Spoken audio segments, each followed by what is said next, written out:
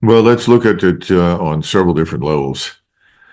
First of all, the decision to provide the ATACMS was always a bad one because they have a range of probably 180 miles or more, depending upon the target.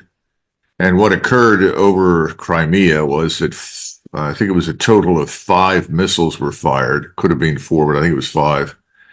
All but one missile was shot down, which tells you something about the quality of Russian air and missile defense. Pretty substantial. But the last missile, instead of being shot down, seems to have been damaged and effectively knocked off course so that it exploded, its warhead exploded over the Black Sea near the beach that you were talking about. Now, the cluster munitions that were inside were not ignited or detonated. For some reason, they fell harmlessly to the ground. So something interrupted the missile, something disrupted the mechanics of the warhead. And even though people were killed and injured, we can be very grateful that those cluster munitions, those little bomblets, did not detonate because they're very lethal and they would have done infinitely more damage than we witnessed. So I guess the point is that it was not intentional to do the damage that was done to people on the beach in Crimea. However, the damage was done one way or the other. And it doesn't make a great deal of difference to you if you're Russian, whether you're killed by a bomblet that explodes or doesn't. The bomblet is a bomblet. It came from the United States. I think Mr. Putin and his government have exercised enormous patience and restraint with us, choosing not to go after us, choosing not to retaliate in kind, because Moscow does not want a war with the United States or NATO. It's always been Washington and its globalist allies in Europe that seem to want a war with Russia. I don't think they really do, particularly since they discovered that Russia was not the pushover and the weak state that they had anticipated. But as we've discussed in the past, there was no strategic analysis done. Right now, I think things are falling apart so quickly in Ukraine that there's not much left for the Ukrainian government to do. The only reason there is still a Ukrainian government at all sitting in Kiev is because the Russians have chosen not to destroy it. And I think what we're going to witness in the near future is a major operation involving a large number of Russian troops that will, in fact, cross the Dnieper, something that really hasn't been at the top of Putin's list. Now, they've always kept bridges intact across the Dnieper for the purpose of using them at some point. We know that they still want to seize Odessa, which is historically a Russian city, just as they want to control Kharkov, which is historically a Russian city. But much beyond that, I don't think Moscow is interested. Unfortunately, they may not have a choice because no one will step forward and negotiate. Now, that's at the moment. There are lots of other things happening, and we need to talk about those. The situation in Europe is changing. It may be that in Norway, there is quiet and stability, but that's certainly not true on the continent. And what happens on the continent is far, far more important than what happens anywhere else in Europe. France is on the verge of revolution. I don't know how much people are paying attention to events in Paris. Not only is Mr. Macron finished as a president, the attempt to replace him with another homosexual globalist, which appears to be underway right now, is not going to work. The French populace is now arising from its long sleep, if you will. The French army is not like the armies of other NATO states. It's extremely nationalistic. It's committed first and foremost to the French state and the French nation. So these patriots in uniform in the French army are not going to stand idly by. We're going to see a major meltdown and then a rebound of the French nation.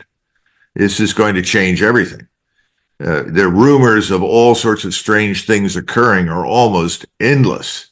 I was reading in a French outlet some discussion about the attempt to call on assistance from, quote unquote, the EU and NATO to intervene in France to prevent this revolution from occurring, which is kind of laughable. I mean, NATO can't intervene anywhere with ground forces to do much of anything. But now they're talking about introducing foreign ground forces into France. Well, that certainly worked very, very well back in 1789 to 1790, if anybody bothers to go back and look at it. The French smashed the Brunswickers who came in from the Holy Roman Empire, or at that time, the Habsburg German nation, to try and stop the revolution. It failed miserably. If anybody's even thinking about it, they're crazy. I think France is going to be in substantial turmoil. I think that's going to change the approach to Russia, because I think eventually the government that comes to power there is going to renounce this war against Russia. And the French are going to focus internally. And it's not just France. I think we're going to see Germany walk a similar path. Obviously, Germans are Germans, not Frenchmen. But you will see a governmental change in Germany, and they too will walk away from this war against Russia. But I think what you're really seeing with Washington is a last desperate effort to maintain the facade. They would like to see Zelensky survive at least until the November elections. I don't think that's possible. I think he'll be gone before that. But remember, the status quo thinkers in Washington, D.C., who rarely see change until it bites them in the neck, they're looking at things and they're saying, well, if we can just keep Zelensky in power and create the illusion that there is this thing called the Ukrainian government and things are holding together, well, then perhaps we can avoid the embarrassment that we suffered with the withdrawal from Afghanistan. Remember, the withdrawal from Afghanistan was horrendous. It was an exercise in gross military incompetence, which, by the way, would have happened under Trump, too, because the same general officers that were hopelessly incompetent that directed this disaster were there under President Trump. So there was no change from President Trump to President Biden. The same actors were there. And I think they would like to avoid that. And their attitude will be, if we can get through the election, then what happens after the election doesn't matter anymore. And that's typical Washington thinking. They're not looking carefully at Western Europe. They're not looking carefully at Eastern Europe. They're not looking carefully at Russia and what's happening there, let alone anywhere else. They see everything through a very distorted lens that presupposes that what you have today will continue without interruption long into the future. It's called linear thinking.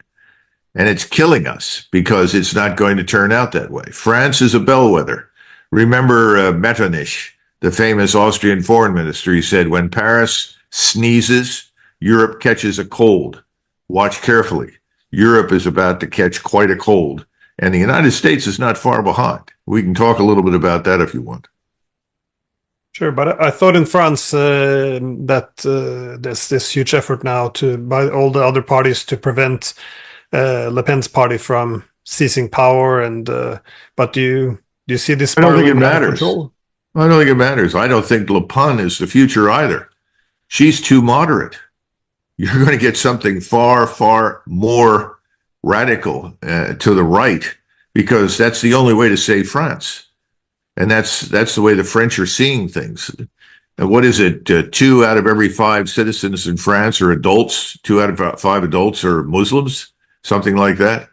Their country is at risk of going out of existence. I think the population on the whole has figured that out. Now, there are loyal communists who will resist that the globalists can deploy, much like Antifa or BLM or something, but it's not going to work. I think the French population is now thoroughly awakened, and they're going to demand substantial systemic change. So let us assume that Le Pen wins and Le Pen becomes the governing force initially. She won't last. There'll be more turmoil because the population wants action now. This is what we're going to see across Europe.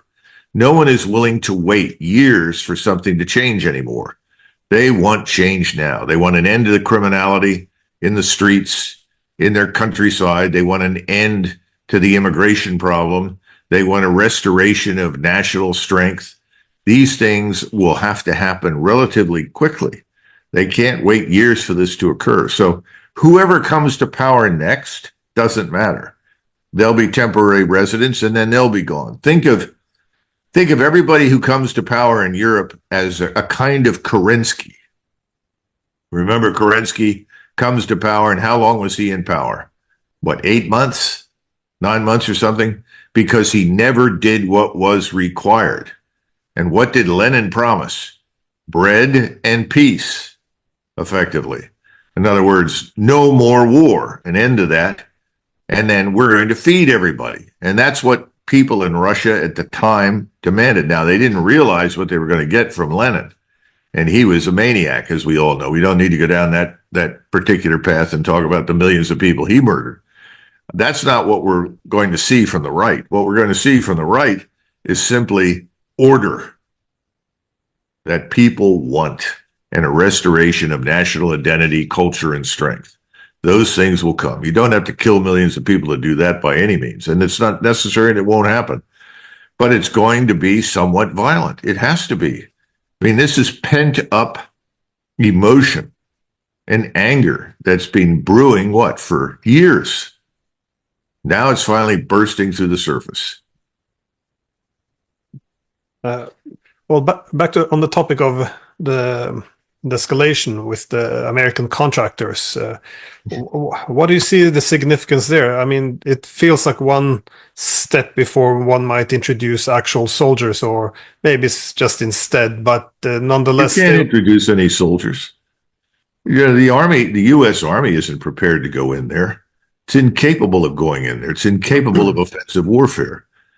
Someone said to me the other day that when they look at the U.S. Army in Eastern Europe, they don't see people except women and minorities. This is not the Army of 1990 and 91. We had over 800,000 men in the force at that point. It was a very different army from what you have today. Remember, we are already victims of this sort of globalist diversity, inclusion, equity nonsense, which simply means that anyone who is white is being suppressed. That's where we are. This is not going to last either. So you can't use the Army. Now, could you use the Air Force? Of course, but how long? How much support are you going to get here at home? How cohesive is American society? I would argue not very cohesive. So they're playing a dangerous game. They're really bluffing. And they're bluffing with the use of these long-range strike weapons. I'm sure the Russians are watching carefully to see what shows up. And they will systematically destroy those weapon systems and the people around them. They already destroyed the MLRS systems, or the HIMARS systems, whatever you want to call them, the Army tactical missile systems that were fired at them. They've already destroyed those, and they will continue to do so. So I wouldn't want to be a Western contractor inside Ukraine. They're not going to make it. And, well, I guess another escalation would be the expectation of the first F-16s to arrive now during the summer. Now, it's argued that they will come at an opportune time, given that the West has green-lighted attacks on Russian territory as well. But the problem is the Ukrainians are, and NATO for that sake, are also cautious about stationing them in Ukraine, as they would then likely be hit. But, if they're placed on NATO territory and attack Russian targets, then from Russia's perspective, these NATO airfields would then be legitimate targets. So it appears that they're moving to this solution. Absolutely. Well, remember, you've got something else happening, Glenn. The Global Hawk that was shot down over the Black Sea was targeted because the Russians asserted that this Global Hawk had a role to play in the targeting and data transfer to the MLRS systems in Ukraine. I don't know whether or not that's true. We use a lot of space-based surveillance and communications as well to supply the Ukrainians with real-time information and targeting data. But the Russians have said that if you bring any more intelligence, reconnaissance, surveillance platforms, manned or unmanned, into the area, into our airspace, or close to it, we'll shoot them down. And the fools in Brussels said, well, that's fine. We'll send up F-15s or manned aircraft to fly escort for the next Global Hawk we send up. Well, they'll be shot down. Now, the question is, at that point, do we really think that Washington can mobilize the American people to go to war against Russia, because Russia has already warned everyone that if you continue to do what you're doing and you bring in manned aircraft to protect the unmanned aircraft, we will shoot them down? I don't see any evidence that they can mobilize the United States for that at all. I don't see the American people backing it. And I am increasingly convinced that the majority of Europeans, maybe not in Norway, I remember when we had problems in the Balkans, the closer you got to the scene of the action, the less enthusiastic people were about intervention there. But the further away you were, Canada, Norway, Sweden, everybody was very excited about bombing Serbs. Well, this time around, I think the Norwegians and others better give it some serious thought, because the Russians aren't going to spare the horses. Now, if the Norwegians host systems that are used to attack Russia, they'll become targets too. So I don't know what people in Norway think, but if you're a German right now, you're an Austrian, you're a Czech, you're a Hungarian or Pole, you're beginning to say, what a minute, wait a minute. Do I want to be drawn into this? Do I want these systems stationed on my soil? Do I want strike packages being flown from Poland, Germany, Italy, Romania into Russia? I don't think so. But I think this thing is really coming to an end. It's not just turning a new page in a new chapter. This is the last desperate gasp of Washington to maintain the fiction that something good has happened in Ukraine. That's what this is about. Well, I guess this is what I'm referring to. Not only the Russians now taking more aggressive steps in the Black Sea to counter American intelligence there and targeting, but in terms of this F-16s, because there seems to be this idea that NATO can keep these planes outside Ukraine and then land them shortly in Ukraine at an airfield, temporary, before taking off again to attack Russia. But and under this guise, they wouldn't be attacking from NATO territory. But it seems very unlikely that the Russians would accept this. Now, I'm not sure if they would go to the length of attacking the NATO airstrips, but it also seems likely that the NATO might use Moldovan airfields, given that they got greater protection for planes. If this is the case, to me, it seems almost certainly that the Russians will bomb the Moldovan airfields. I'm just curious, do you see any similar paths in terms of, does it seem credible that the delivery of the F-16 could be a way of further, demanding, if you will, a more fierce response from the Russians? Well, the Moldovan airfields sit inside the Moldovan population. The Moldovan population doesn't support the war. The government is a loyal globalist vassal government of greater NATO, but the people that live in Moldova don't want it. That's my point, that if you fly these strikes from these bases, it's not going to work because the populations will not respond favorably to it. Right now, we've already issued orders in Europe that if U.S. military personnel leave any of the bases where they are located in Eastern and Central Europe, that they must take off their uniforms and go out in civilian clothes. Why would that be the case all of a sudden? Because the hostility to our presence in that region is growing. Now you're asking, will the Russians blast to smithereens an airbase? Yes, they will. That's the point. I mean, how many times have the Russians warned us? And the Russians do not bluff. Whatever the Russians say they will do, they carry through. We don't. We talk a great game, but when push comes to shove, we don't carry through. Remember, for the last 2+ years, we've been talking about a NATO ground force rushing into Western Ukraine, setting up some new defense. What's happened? Nothing. It's not going to happen. So that means you're reliant exclusively on air and naval systems. Frankly speaking, I would be more concerned about events in the Black Sea or the Baltic than I would right now about F-16s flying anywhere in Central Europe. I think the sea lanes, the open sea where we have U.S. ships, U.S. combatants, Royal Navy combatants, and others, there's a greater opportunity there for confrontation than there is on land. That doesn't mean it's impossible on land. I'm just saying that's the first place I would look. That's why I brought up the Global Hawk. If we are dumb enough to send another unmanned airspace control aircraft up there with its ISR package, intelligence, surveillance, reconnaissance, and we send U.S. aircraft to protect it, yeah, we're going to see them shot down. I think that's an absolute certainty. My point is, this is not 1965. In 1965, some of your viewers will remember that we faked an incident in the Tonkin Gulf that really never happened. And that became the trigger for what we call the Tonkin Gulf Resolution that then brought us into Vietnam with ground forces, direct confrontation. I don't see that happening here.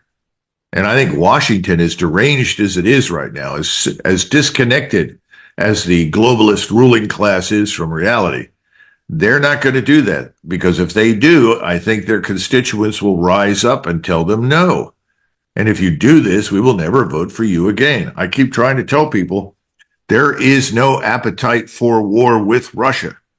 None. Well, yeah, no, I agree, and I think this is often when NATO made the decision to start striking Russian territory, the main argument was, it's not fair in a war that Russia should be a safe territory, which no one would strike. But it was also true that NATO was considered a safe territory. So, we do our proxy fighting within the Ukrainian borders, but now that we took the war into Russia, the voices I hear from Moscow is why should the NATO territory be safe now? Why should we bring the war to them? But I guess the main challenge for this is how it could be done without sparking, a direct clash, because no one would want this. Now, obviously, I read in the media about all this arguments that perhaps the Russians are behind, these fires and different sabotage missions across Europe, which I haven't seen evidence, but of course this is very possible. But you also have this idea, this thing they already announced they would do, which is sending weapons to third parties. What do you see as the most likely countries or actors to give weapons to? For example, do you see them giving missiles to the Houthis in Yemen to strike British or American warships? Or do you think they haven't gone to that extent yet? If you look at Latin America, Mexico, Venezuela, Cuba have always been hostile to the United States and the West. Go all the way back to the Spanish Civil War. Venezuela, Mexico, Cuba supported the communists in Spain against the nationalists. So that's America's soft underbelly, where the massive influx of millions of people coming through the Mexican border has taken place. It's very easy to escalate horizontally, and that's really what Putin has been doing. Horizontal escalation means instead of up and direct, you're escalating around the world. Where has he been? He's been to North Korea.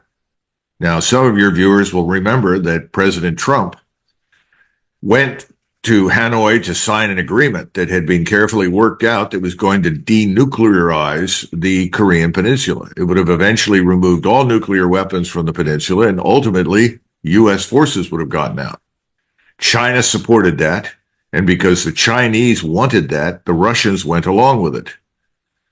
The Russians, or rather the Chinese, would much rather have Korea look like the Republic of Korea, a very thriving, successful society with whom they can trade and work, than this disaster in North Korea, which has essentially been circling the drain for decades as a nation. Its population is declining. Its people are growing shorter because they don't have the right food. They're not eating properly. I mean, we can go on and on and on. But North Korea has always really been Russia's satellite, not China's. For the Chinese, the Koreans are an irritant and a catalyst for conflict. The Chinese do not want conflict in Asia, period. The Russians are different. They see it as a useful strategic hedge against us and Japan. Where else did Putin go? He went to Vietnam. Remember, the Chinese and the Vietnamese have had wars. If there's one group of people the Vietnamese do not want in their country, it's Chinese. But they have good relations with Russia because Russia supported them and assisted them during the long war that they fought with us. So these are examples of where the Russians can go and have an impact. Putin has been very active in the Middle East, not because the Middle East woke up and decided they loved Russians, but because the elites in the Middle East are tired of us. Everyone has said, we're talking about the ruling elites, people like General Sisi and others, that they're tired of listening to Mr. Blinken repeat Mr. Netanyahu's talking points. In other words, we have created the cohesion that characterizes these new alignments against us. That's the problem. The Europeans have been governed by people with no real interest in Europe, with this interest in this new internationalist / globalist approach that takes Europe and turns it into a region that's being denationalized, filled with millions of people who are not Europeans. This is now going to end. It's got to end. The Europeans don't want it. We are in a similar position at home, but we are not as far along in our thinking and behavior as the Europeans, particularly the French. But that's going to happen inside the United States. And to this, you have to add the economic problem. I mean, we're certainly financially ruined, broke for all intents and purposes, but we still print money. We can't do it much longer. And all you have to do is look at the long-term treasury bonds. The 10-year treasury bonds are now approaching 4.7, 4.8%. They'll go up to 5%. When they reach that point, our debt is unsustainable. We can't service it. So you're going to see similar things happen in European countries where the financial conditions are terrible. That is not incidentally true in Norway, because Norway has a very good national sovereign wealth fund. It's wonderful. The Norwegians have been very prudent and intelligent in how they've handled their finances. The rest of the Europeans have not. And particularly on the continent, the situation in places like Germany are deplorable. Everything is going to come apart. So we're looking on the one hand at the appearance of escalation. In other words, we're going to keep supporting the Ukrainians no matter what. In reality, Ukraine is about to go under. It's being effectively destroyed as a nation. There's not much left. And we are broke. And we are on the road to financial ruin.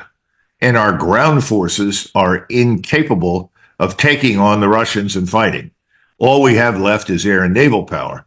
And how good that is open to question when you begin to scratch the surface, particularly in the Navy. So why stand around and worry about escalation that's going to result in a major war? Because that's what people are accustomed to. I don't see how you have a major war break out under these circumstances. What I see that is far more likely is if we push this to the edge and we test the Russians by going back over the Black Sea, doing something stupid, that we will get a bloody nose. And then we will look ridiculous, because when you turn and ask the military, we'll go back in and fix this. In other words, attack the Russians, they're going to look at you like, have you lost your mind? The only people inside the current Biden administration who are whispering the truth into anyone's ear are in the Department of Defense, because they know our limitations. And we are not in a position to challenge the Russians in the area. We never were. So I think the Europeans are beginning to sense this, but I guess it may take an obvious failure along the lines that we're discussing over the Black Sea or somewhere else to make it clear. I don't know. Yeah, this limit of resources is, it should be obvious. I mean, even Obama, he made this argument back in 2016 as an argument why we should be cautious about escalating the Ukraine war against the Russians, as it's happening on their border.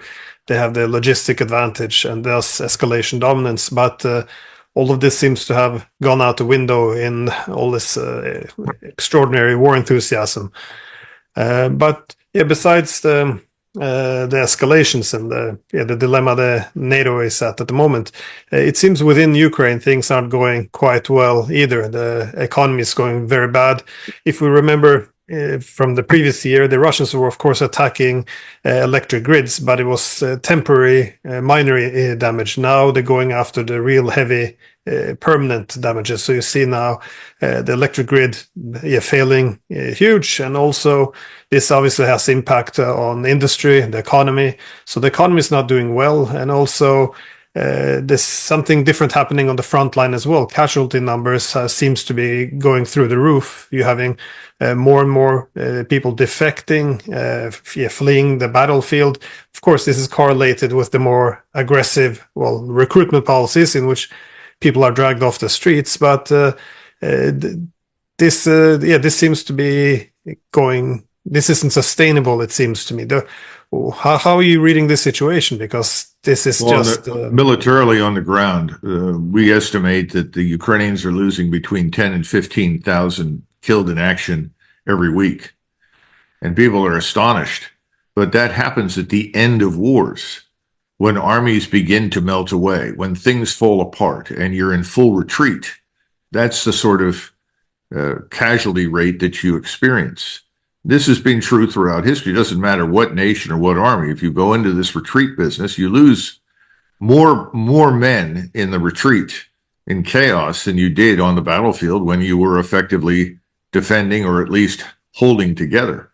And I could go all the way back to the American experience in the War of 1812, when the British landed not far from Washington. We fought a battle. We were decimated. We outnumbered the British almost 2-1. We fell apart, and by the time the remaining forces reached Washington, D.C., they were perhaps 20% of what they had been to begin with. This is not unusual. The Ukrainians have very little left, and this regime, the Zelensky regime, doesn't appear to be concerned about that. They're busy trying to stuff more cash into their pockets and into their bank accounts, and so they're happy to maintain this facade of strength with what I call vengeance weapons. And that's what they're using these things for, hoping that they're going to get an overreaction out of the Russians that might bring us in or bring in Europe or bring in NATO. It's not going to happen. It's interesting because it's similar in some respects to Mr. Netanyahu's passion for invading southern Lebanon. You know, you've got at least 70,000 severely wounded Israeli soldiers as a result of Gaza. We think 6,000 may have been killed. We just don't know. Everybody lies about casualties during a war. But the Israeli Defense Force is being damaged. Now you want to take the Israeli Defense Force that's damaged and hurl it at Hezbollah, which is infinitely more challenging than Hamas. Having failed against Hamas in Gaza, now you want to go and attack somebody else. Why? Because it offers the opportunity potentially to drag in the United States on the side of Israel to engage directly against Hezbollah. Of course, that has terrible implications strategically for the rest of the region. But if you're Mr. Netanyahu, you don't care. If you're Mr. Zelensky, you don't care. You know, that's the problem right now. But it's, I think we have to understand that, but it's also back again to this issue. It's not just running out of manpower. I think it's becoming harder and harder to conceal the enormous graft and corruption in Ukraine. I mean, billions and billions and billions of dollars have been stolen. The Ukrainian people have not benefited in any way, shape, or form from the aid that is being provided to Ukraine. I think that's becoming clear. But they're disarmed. They don't have the means with which to attack and overwhelm the secret police, the SBU, and get to Zelensky. Zelensky is protected by Western security forces, primarily MI6 and the CIA. So this will drag on until the Russians finally decide they have no alternative but to cross the river. And at that point, I think the game is over. And perhaps at that point, we will see new governments emerge in Europe. Because new governments in Europe, particularly in France and Germany, they can go forward and make peace. They can reach some sort of negotiated settlement with Russia. We can't do that. Washington will not do that. Washington would just as soon sit and watch the war end with the last Ukrainian alive. That's sad, but it's true. You know, I agree with your assessment of the front line, and it's getting worse as well for the Ukrainians, because not only are they losing more and more men, but of course the Russians are now introducing more and more heavy weapon, with this FAB 3000s being the new one, and more and more the glide bombs, and there's not much they can do to protect from them. And now they have no air defense, no air or missile defense. And remember, we have no air and missile defense in Europe that is integrated. What we have the capacity, I think, the study done at RUSI, not one of my favorite institutions because they peddled lots of lies about the Russians, but nevertheless, they were truthful in a recent report saying that NATO would be fortunate if it could protect just 5% of its infrastructure from Russian air and missile attack. That's pretty grim. So that's why this whole notion of going to war is absurd. But as Ukraine appears to be collapsing and Russia responding by effectively opening up new fronts to further thin out the Ukrainians, which it intensifies this collapse, we see now what seems to be at least a change of tone from Kiev as well. I mean, Zelensky was hinting towards the possibility of negotiations, as he argued they can't fight this forever.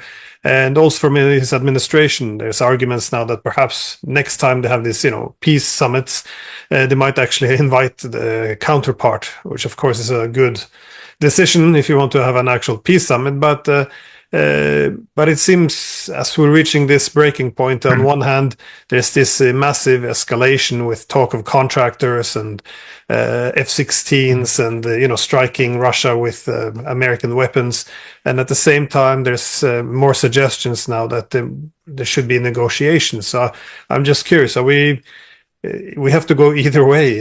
Do you see a clear path? Is there any prospect for negotiations at this time? Because we keep insisting also that we will not accept effectively anything. We can't accept the Ukrainian neutrality, which has to be the foundation of any peace agreement. So do you see anything, or can there only be a military solution to this conflict now? I think you've answered your own question. The Russians have no particular incentive to meet with people who are not willing to discuss terms realistically. In other words, what realistically can you discuss with the Russians? We're unwilling to do that. Now, that's why I said if you get the change in government in Paris and then change follows in Germany, we already have sober-minded leadership in Hungary and Slovakia, and there are others I'm sure that would follow in Slovenia and elsewhere. If you get sober-minded people that have a realistic outlook and see the criticality of ending this before there is nothing left of Ukraine, then I guess you could have a negotiated settlement.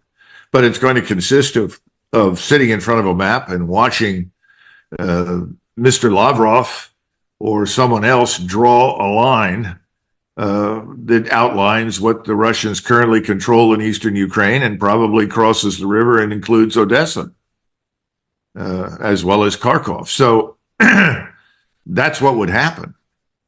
And nobody's willing to go do that because everyone has bloviated so long about inevitable victory over the backward, incapable Russians who are all evil and deserve to die. They can't do that. So it's going to have to be somebody we haven't seen. You can't put Scholz over there. And who's going to listen to Scholz? It's like Macron. Why listen to anything he says? Why listen to anything comes out of Washington right now? And the noises that are being made by Trump on the home front are absurd. As though he behaves as though this is 1991 and he can call the shots. He can't. This is going to end one way or the other when the Russians want to end it. And they're going to end it on terms that they can live with. And that means that Western Ukraine, west of the river, has to be neutral. That rump state cannot become a threat again to Russia, period. End of discussion. Now, whatever else they're willing to negotiate, I don't know. But that's an absolutely, preeminent goal that's not up for discussion. And why would they ever negotiate otherwise? We've lied to them about everything. Go back to the biolabs that they've overrun and found. That had malevolent, mendacious, malicious intent from the beginning. Terrible things. And go beyond that, look at the plans that existed to hurl this Ukrainian army at Russia itself and Crimea and so forth. I just don't know. People don't seem to have a grip on reality. Why would you bother negotiating with anybody at that point? Also the impression I get from Putin these days, I feel like I've seen this before when he, for example, cautioned the West towards the end of 2013, beginning 2014, not to try to topple the government. Didn't listen, then they took this forceful action. And also in end of 2021, we said, gave very clear caution, like either give us security guarantees or you will have a consequence. Now, I got a similar feel from this last offer he gave of a peace agreement when he said, restore Ukraine's neutrality and, pull out of those 4 regions which, Russia has annexed. This is why I was surprised the West blew it off in the way it did, because yes, I can see why it would be difficult to swallow the idea that Ukrainians have to, leave territory which they haven't even lost yet. But but not to take advantage of this as a starting point to at least discuss. Can we change the administrative line? We can't. The territorial thing obviously makes things much more complicated. But at least it was an opener to sit down, see what their demands are, and then begin negotiations.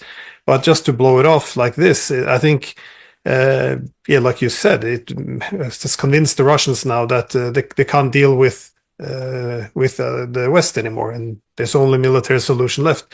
I have a hard time understanding why sitting down and talking, as we see now the front lines breaking down, why this is still rejected. Well, the globalists always demonize, degrade their opponents. In other words, if you go back and look over the last 30 years at us, the series of governments cannot speak to other governments in a civil manner.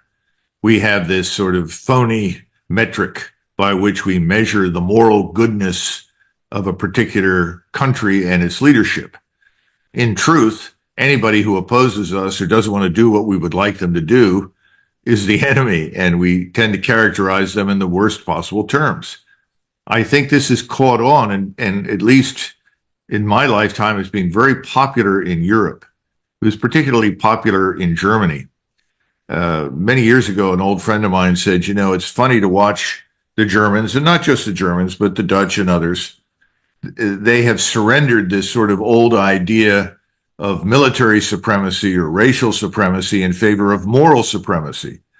Now they've declared themselves to be permanent victims, and they are morally superior to everyone else in the world, and therefore anything they say is good, and what they hear from other people that don't agree with them is bad. I think that's what's happened. How can you negotiate with Mr. Putin, who has been run down in the Western press as some sort of Stalin-like figure, who spent all of his free time executing people in the basement of the Lubyanka prison? It's absurd. It's just ridiculous. Remember this Baerbock, the German foreign minister who went to Moscow and refused to shake the hand of Sergei Lavrov. Who is this little woman who has done nothing in her life to refuse to shake the hand of the Russian foreign minister? Well, she apparently thinks she's superior. This is the problem. These people need to go, need to get the hell out of there. You got to get rid of them. We have to live in the real world, not the fantasy world. My headquarters for Our Country, Our Choice is in Orlando, and we're not far from Disney World. But there's more reality in Disney World right now than there is in Washington, D.C. and much of Europe. So this has got to change. Now, once that changes, then I think you'll see a willingness in Moscow to actually sit down and talk. But right now, I think I would take the same approach that Bonaparte did when he was approached by people in Italy and said, well, you can't do this or you can't do that because, after all, that's the Pope in Rome has objected and you could be excommunicated or something. And his answer was, how many battalions has the Pope got? And he brushed it off. And of course, the rest is history. Well, if I were in Moscow right now, my question would be, all right, you've made your point. What are you going to put up? And you got to be very careful, because remember, Russia now is ready to fight. Its morale is high. It's taken very few casualties, contrary to the lies promulgated by the press in the West. It is ready to fight. It has armies on the ground. It can raise more. It doesn't want to. That's a different issue, but it can. Its manufacturing base is on a war footing. They're running shifts in factories, turning out missiles, rockets, artillery rounds, new equipment, weapons, you name it. We're not doing that. We're running out of missiles in the United States. And I see no evidence of anybody stepping forward over here and saying, well, let's run 3 shifts a day so that we can produce enough air defense missiles or strike missiles. No, It's not happening. The same slow, ponderous process that's been there for 3 decades is still there. Who are we kidding? So at some point, the bluff is going to be called, and that could be very costly to us. No, I agree. And I think this is the danger of NATO as well, this false sense of security, because at least in this country and around Europe, what I keep seeing the assumption that we can do anything we want and no repercussion is always the assumption, well, NATO's here, the Americans are here. And at the end of the day, that's a hard stop. And this is where, the buck drops. This is where Russia won't dare to do anything. And I think now that Russia's and that's what I think now is happening, being pushed over the line. I think, as you say, they will call this bluff, in which we will either have war or very humiliating and, pushback in which we have to adjust to a new reality. But what we don't want is a large-scale strategic Dunkirk, where we are compelled to ignominiously withdraw from Europe. That would be bad. But it may happen. If they didn't like what happened in Afghanistan, they'll be very unhappy with what happens in Europe if the Russians press forward. And this notion of using nuclear weapons makes no sense. I was called within the last 24 hours by some people who are very prominent on the Hill and in various campaigns for presidency, and asked, do the Russians really have more warheads and weapons platforms to launch nuclear warheads than we do? I said, yes. Now, does it matter? As Mr. Putin has pointed out, if we all launch these things, we'll all die. It'll be the end of civilization as we know it. So does it matter that they have 1,500 to 2,000 more nuclear warheads than the United States possesses? Well, I think it does matter. It always matters, because people have to look at that and suddenly sober up and realize there is a disparity here. And it would be unwise to challenge your opponent on this level. But again, we're dealing with foolish ideologues. The people in Washington, and I would argue in Paris and Berlin and London and elsewhere, have been playing with military power the way a child plays with a loaded gun, and then points it at the wrong person, pulls the trigger, and causes tragedy because they don't understand what they're doing. I don't see any adults in the room in the West. The only adult right now in Europe and on the Eurasian continent is Putin. He's the sober-minded one. He understands the implications. That's one of the reasons he's been so methodical and so deliberate in the way he has moved, because he knows what he doesn't want, and he doesn't want a major war. But don't misjudge his sober-minded methodology for advancing slowly and carefully for a lack of resolve or capability. Russia has the resolve and the capability. That's what we need to understand. It's time for us to turn around and take a look at what we've got. Do we have the resolve and the capability? And that's very questionable in my judgment. And it has been from the beginning. Well, I wish we had the time to also discuss Belarus and that standoff, but it appears we have run out of time. So well, remember, you still have 100,000 Russian troops in Belarus, and they're just north of Kiev, as well as the concentration of 300,000 in northeastern eastern Ukraine. So the tools are there. This thing can be brought to an end decisively, far more quickly than people realize. And it's time for the dying to stop. It's time to rescue Ukraine from the terrible tragedy that we've created in that country. But the people that created it are still in power. That's the problem. Colonel Macgregor, thank you so much for your time. I appreciate it. Thank you, Glenn.